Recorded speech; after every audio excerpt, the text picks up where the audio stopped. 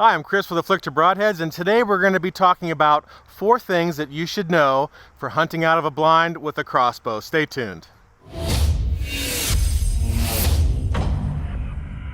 Alright, so today we're going to talk about the 4 C's of hunting out of a blind. It pertains to anything, but today we're going to get really specific with the crossbow. So whether you are a seasoned hunter or a beginner to blinds and crossbows, there should be some good pointers in here for you. So let's talk about clearing the ground first. This is really important because in a blind, of course, you can get away with a lot more movement, especially movement that is below this window with your legs, your feet.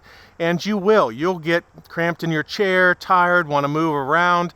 Maybe you're going to have to pivot to get a shot, and you want to make sure that your ground is very silent. Get all the leaves out of there, trim out any of the sticks or anything that's growing up from the ground. A good pair of pruners are real handy to have anytime you're going to ground blind hunt. Not only will that help you trim out an area for the blind and shooting lanes in front of the blind, but it will also really help you get the ground clear. Get all those sticks out of there, dead leaves, dead limbs, anything, so you can move your feet around quietly. And if you're like me and you got food and snacks and all kinds of other gear and camera equipment, it's really going to help you out to be able to move things around in there without making a noise. Because you got to remember, oftentimes with ground blinds, we're dealing with really close shots. Now, sometimes that's not the case, they're farther away, but you can literally be dealing with a shot out of a ground blind at 5 yards, 6 yards, maybe even closer. So the littlest noise can be a huge deterrent to whatever you're hunting, whether that's a turkey, a whitetail, or other big game. So you want to make sure that you have plenty of ground clearance. So the next thing I want to talk about is comfort. Now, with the crossbow, I really feel like you can get away with being more comfortable than you can with the compound or trad setup. But when you have the crossbow, you don't really have to worry about drawing or really having a lot of movement. You can get comfortable. So I like a nice chair with arms. It doesn't matter if you're running and gunning and you have a nice little portable, cheap fold-up chair with arms that you got somewhere for, $10, or if you've really spent the big money and you have an expensive swivel chair with arms, or maybe if it's a permanent blind, you have an office type chair, a really cozy chair. I think that you can really get comfortable when you're crossbow hunting because you're going to be really not having to worry about any of this movement, drawing back. You don't have to worry about anything drastic. In fact, when you talk about comfort in this blind, you want to really make sure that your whole setup is comfortable. And by meaning with the crossbow, I really think that you should consider having a monopod, a bipod, or a tripod of any sort to be able to stay steady and stay still. And that will also help you enjoy your comfortable seat. So as you position your crossbow, you want to make sure that you have a nice sturdy rest. This is really important if you are a youth hunter or somebody that is not going to be able to bear the weight of a crossbow for long times just holding it up freehand. So the tripod that I have here works really well. It's low. It doesn't come into any interference at all with my string, my rail, my bolt, or my broadhead. And actually, there's some great ones on the market, but if you're a budget guy, make one. Find a $5 tripod at a garage sale. This one here is homemade. This is just made from a tripod that was broken that I got at a yard sale for $2. I put a Y on it, painted it black, and threw some camo to make it soft up top, and it really works well. It keeps this crossbow completely steady for everything. So once I get comfortable, I can really just sit here and relax. I can put my arm down, I can do other things, and my crossbow is always at the ready. And this is really, I think, an advantage of crossbow hunting out of a blind, is that comfort level. Now, one of the things that you need to make sure that you're considering is the clearance. So you want to actually get a good line of sight from your bolt out that window to make sure you're not going to hit anything.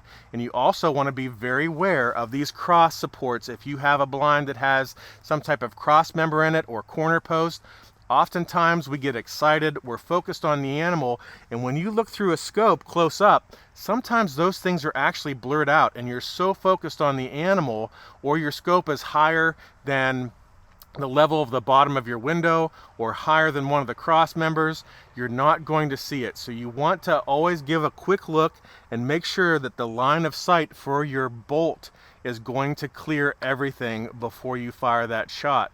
And again, most of the times in a blind, you have a good idea where the deer are going to come from. You have a little bit more opportunity to be able to prepare for that shot coming in, so you can be ready, make sure that you're clear, and have everything lined up. One of the other advantages of the blind is being able to get away with a lot of movement. It's very advantageous for you not to have all of the windows open. So today we have the windows open, of course, because we can get some light in here so we can get some good footage to talk to you about some of these benefits of ground blinds and crossbows.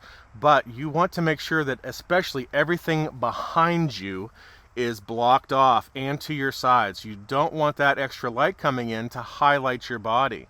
And the important thing about being in a ground blind is your clothes and what you are wearing. So in every other hunting situation, we are always talking about camo, right? There's a bunch of different brands, there's lots of different choices.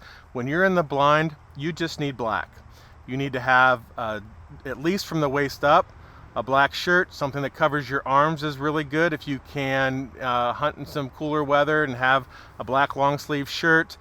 Black face mask, black gloves, everything. You want to take advantage of the shadow and dark situation that your ground blind creates.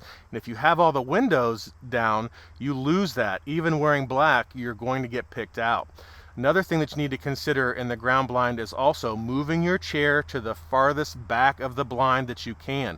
That allows you to be even more concealed in the blind. If you are sitting way up front, it's a lot easier for you to get picked off, especially if you have maybe a little bit of window open in the side that you want to shoot through. Then that will really hamper you for getting busted, especially close up as you move around. So black clothes and sitting as far back in the blind will be a big advantage to you. The last thing that I want to mention today is screens, mesh. Now, a lot of blinds come with shoot-through mesh, and if you're shotgun hunting or rifle hunting, that would be okay. If you are shooting a fixed blade, it is probably okay. If you are shooting a mechanical or a hybrid, I would highly advise that you don't shoot through any of your mesh screens. We've done a lot of testing on our own hybrids and other broadheads, and it's a hit or miss situation. So sometimes they go through the screen perfectly, and other times it sends the arrow off in a weird direction. And it's all variable on screen type, how tight that screen is stretched from side to side. Is it loose? Does it tent when the arrow hits it? So there's too many factors to really consider that a great idea. And even if you're shooting a fixed blade broadhead, make sure you've taken a shot or two as a practice round just to make sure that it's getting through that mesh and everything is doing exactly what you think it should do.